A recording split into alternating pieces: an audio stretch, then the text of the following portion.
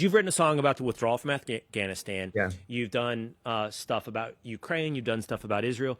Do you feel like the response, and we're projecting a little bit, but you've been in the business for a long time. Is it, hey, John, we don't think that will find commercial success, or hey, John, we're not on board with your message?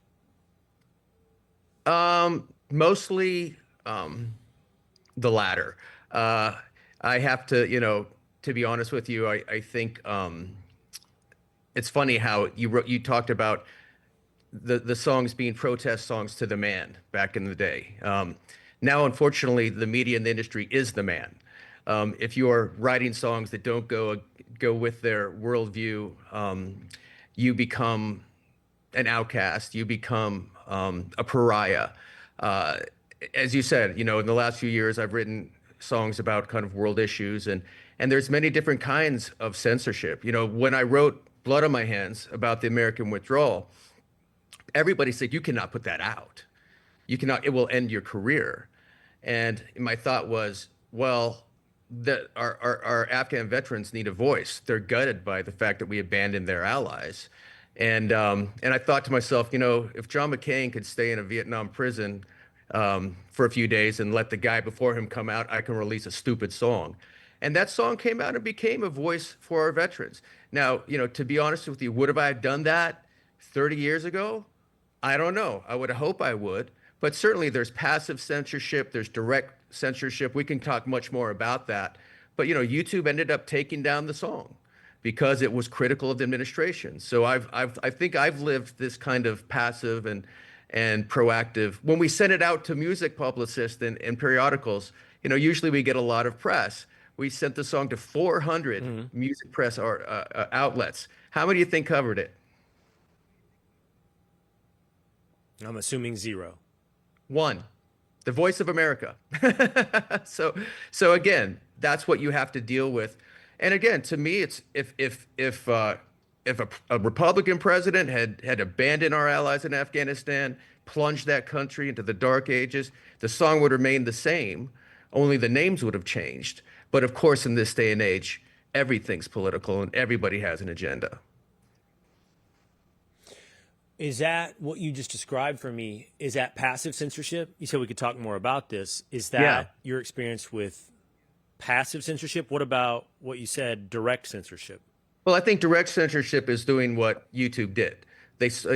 People saw that the song was damaging the Biden administration. It was becoming very popular. The video was becoming, viral. Press was picking up on it, conservative press. So YouTube took it down. And of course, when I asked why, they said, well, there's graphic images. And of course, within an hour, I put up 15 more videos that had more graphic images. And to be honest with you, without some of our friends, Sean Hannity, Mark Levin, folks, kind of that share a worldview, I would have been crushed like every other conservative story. But because we had basically proof what they were doing, it became an international story. And as my old buddy Andrew Breitbart liked to do, that's how you actually get traction. And all of a sudden it's being covered from around the world, not because of the song, but because YouTube took it down. So that's proactive censorship. The media, the music media not covering it's proactive censorship. Of course, if there was a Republican president and I wrote that song, I probably would have got a Grammy or a nomination. More passive censorship, I would have to say, is the song I wrote for Israel. I wrote a song called Okay, We're Not Okay, basically supporting Israel, calling out the atrocities of Hamas. Now that song became a voice for the Jewish people. But frankly, in the music industry, I've never seen a greater disgrace in my life, their silence after October 7th. It's been disgusting. It's been shameful. There's a lot of reasons for it. But the passive kind of censorship is people are afraid to write a song in support of Israel. People are afraid to say, I support Israel. Many Jewish artists are quiet after October 7th, which again shows how broken this industry is.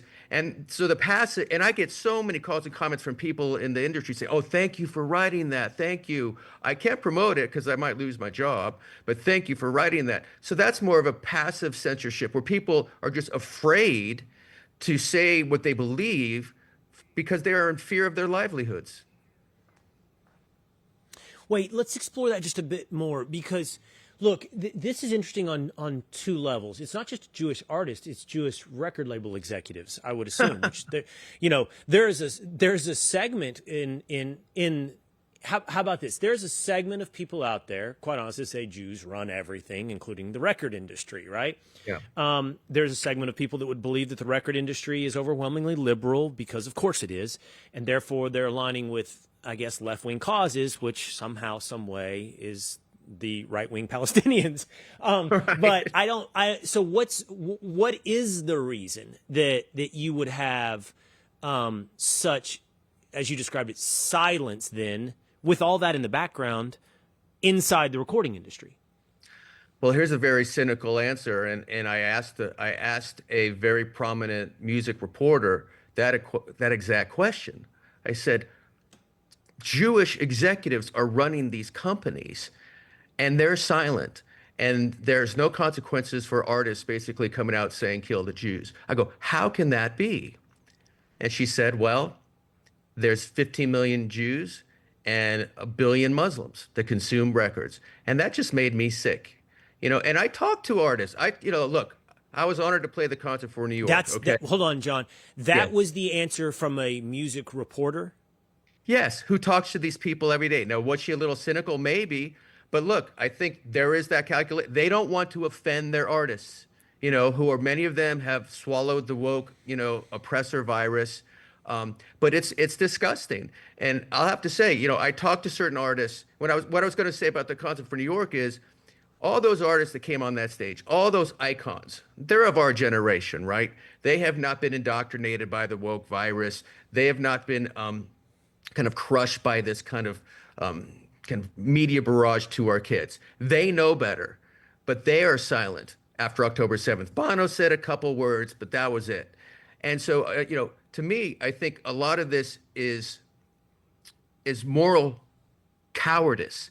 And I asked them, why can't you say anything? Why can't you just say Hamas is bad? How can And they said, well, I'm afraid for my family. I get it. I get death threats. I have to have extra security. They say, well, I don't want my concerts protested. I go, I get it. And I said, you know what else? That's exactly what people said in 1938. That's exactly what artists did in 1938. And look where that led. So again, Will, I have no good answer for you for this. I think it's the woke mind virus, it's moral cowardice, it's groupthink, and it's a shame because the music, the arts are what are supposed to give light to human rights issues. We are Live Aid, we are Sun City, we are the Concert for New York, and now we're the party, the concert, the industry of Hamas, Venezuela, the Taliban. It's gross.